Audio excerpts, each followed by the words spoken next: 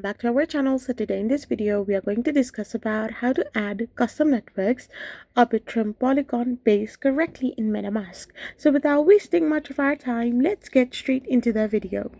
So you can add custom networks to MetaMask either automatically, that is highly recommended for ease and security, or manually using your specific network details. So all you gotta do is simply go and visit a trusted site.